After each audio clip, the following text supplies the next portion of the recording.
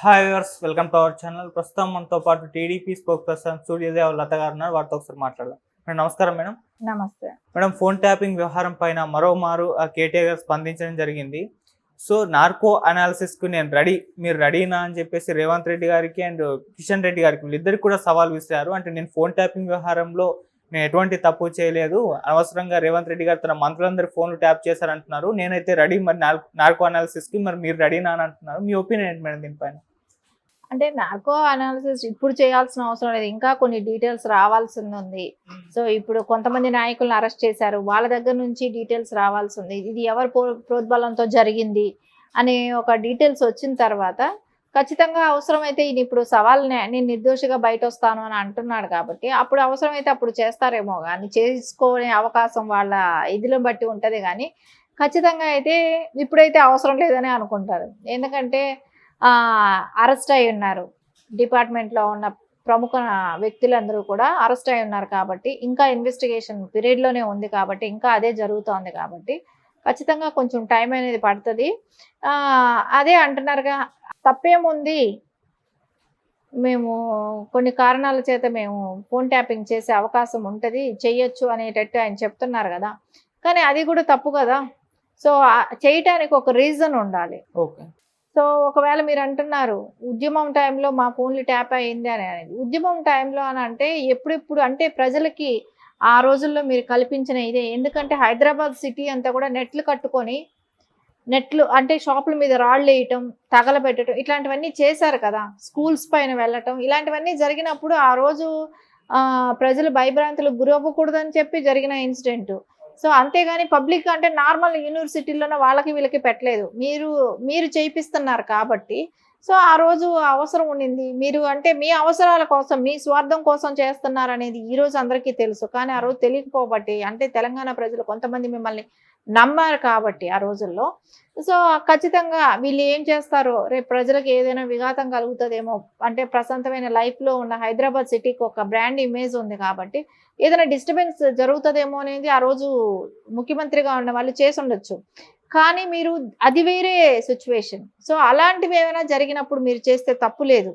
So కానీ heroines మీద, so మంత్రుల మీద, ఎమ్మెల్యే క్యాండిడేట్ల మీద, వ్యాపారస్తుల మీద, కాంట్రాక్టర్ల మీద ఇది తప్పు కదా. సో మీరు అంటున్నారు ఇప్పుడు వరకు ఎక్కడైనా గోకుల్ చాట్ లాంటి ఇన్సిడెంట్ జరిగిందంటే ఖచ్చితంగా జరగలేదు. కానీ అది మీది కాదు, సెంట్రల్ గవర్నమెంట్ ఇది. సో అప్పట్లో బీజేపీ వచ్చిన దగ్గర నుంచి చూస్తే ఏ స్టేట్లో కూడా జరగలేదు. దాని మూలాలు ఎక్కడ నుంచి ఉన్నా హైదరాబాద్ నుంచి ఉండేది. కానీ దానంతా కట్టడి చేసింది అంటే బీజేపీ. ఎక్కడ సరిహద్దుల్లో కానివ్వండి, ఎక్కడ కానివ్వండి, అలాంటి టెర్రరిస్టులు రానివ్వకుండా కట్టడి చేయగలిగింది అంటే బీజేపీ అని చెప్పచ్చు.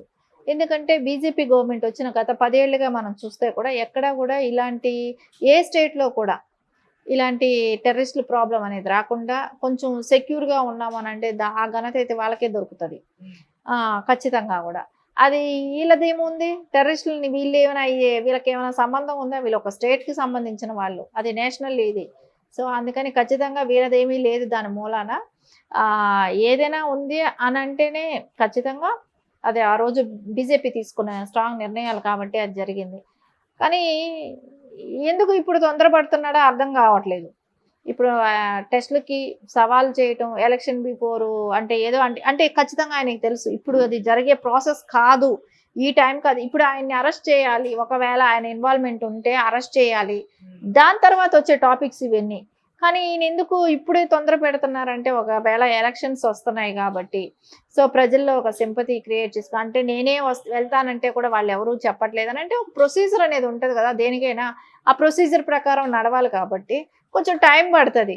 సో ఒకవేళ ఈయన ఈయన కూడా దానిలో ముద్దాయిగా ఉన్నాడు అని అన్నప్పుడు, ఈయన అరెస్ట్ చేసినప్పుడు ఆ ప్రొసీజర్ అప్పుడు స్టార్ట్ అవుతుంది. కానీ ఇప్పుడు అవసరం లేని విషయం అది. సో ఎలక్షన్ బిజీ కాబట్టి అది ఏదో ఒకటి స్ట్రాటజీ అంతే. కానీ మేడం అంటే ఇన్ని ఆరోపణలు వస్తున్నా కూడా కేటీఆర్ గారు మరి అంత కాన్ఫిడెన్స్గా కడిగిన ముత్యంలోనే నేను బయటకు వస్తాను అని చెప్పడం చూస్తున్నాం.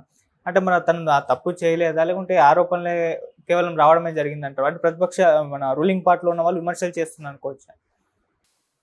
అంటే నిప్పులేందే పొగరాదన్నట్టు ఇక్కడ చాలా మంది ఫోన్లు ట్యాపింగ్ అయ్యాయి. దాని మూలాన రేవంత్ రెడ్డి గారు అరెస్ట్ అవ్వటం అనేది మనం ఎప్పుడు అంటే ఎప్పుడైతే టీఆర్ఎస్ గవర్నమెంట్ అప్పుడు ఫామ్ చేసిందో, సో అప్పటి నుంచి అప్పుడే కదా రేవంత్ గారు ఫస్ట్ ఫోన్ ట్యాపింగ్లో అరెస్ట్ అయింది రేవంత్ గారే.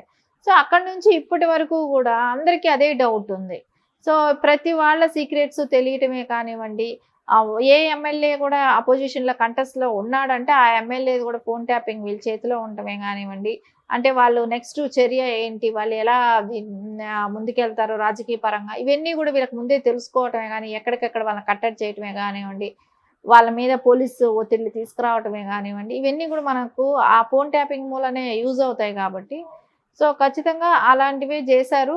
దాని మూలనే వీళ్ళు అధికమైన సీట్లు తెచ్చుకోవటం కూడా లాస్ట్ ఎలక్షన్లో జరిగింది.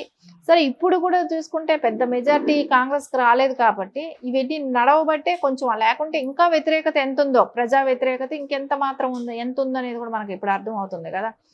సో ఏం లేదు, ఎక్కడ నేను నిర్దోషిని, నేను ఏ తప్పు చేయలేదు అని చెప్పుకోవటానికి ప్రొజెక్ట్ చేసుకునేదే కానీ దీనిలో ఖచ్చితంగా ఆయన చేశాడా లేదా అనేది ఇప్పుడు జరిగే ఇన్వెస్టిగేషన్ ఉంది. అది కొంచెం ప్రాసెస్ అంటూ రావాలి, దానిలో ప్రాసెస్లో టైం పడుతుంది కాబట్టి అప్పుడు తెలుస్తుంది. సో అదొక్కటే కాదు కదా, టెలిఫోనే కాదు కదా, ఇంకా చాలా ఉన్నాయి కదా, ఇంక ఇవన్నీ కూడా బయట వస్తాయి కదా. ఒక్కొక్క దానికి ఇప్పుడు ప్రతిదానికి టెస్ట్ చేసుకోండి అని ఒక్కొక్క దానికి చెప్పరు కదా, ఏది ఉన్నాయి అవన్నీ బయట రానివ్వండి, దాని తర్వాత న్యాయం ఎటు ఉంటే అటు ఉంటుంది కదా. సో ముందే తొందరపడటం అనేది వేస్ట్ దీనిలో.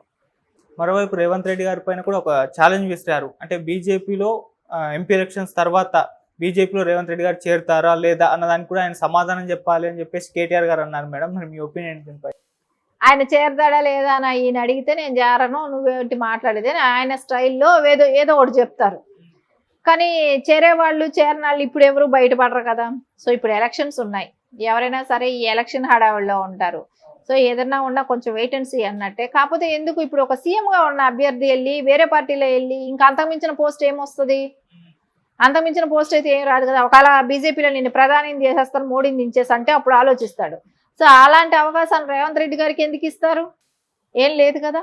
అంటే ఓటు నేటు కేసు ఉంది, మళ్ళీ ఆ కేసులో బీజేపీ ప్రభుత్వం అరెస్ట్ చేస్తుంది, అంటే చాలా మంది పైన ఇట్లాంటి కేసులు పెట్టి బీజేపీ అరెస్ట్ చేస్తుంది. అందుకే రేవంత్ రెడ్డి గారు భయపడి ముందే బీజేపీలోకి వెళ్ళిపోతే ఎటువంటి మచ్చ ఉండదని ఒక ఉద్దేశం అని కేటీఆర్ గారు చెప్పడం చూస్తుంది. ఓటుకి నోటు కేసు సెంట్రల్ గవర్నమెంట్కి ఏం సంబంధం, ఆ స్టేట్ గవర్నమెంట్దేగా, మీరే చేసిన పనే కదా అది. సో అలాంటప్పుడు వాళ్ళ చేతిలో ఇప్పుడు ప్రభుత్వం ఉన్నప్పుడు వాళ్ళు ఎందుకు భయపడి బీజేపీకి వెళ్తారు, వెళ్ళరు కదా. సో ఆయన ఎక్కడా కూడా మోదీ గారిని అంత పెద్దగా అగైనిస్ట్గా మాట్లాడటం లేదు కదా.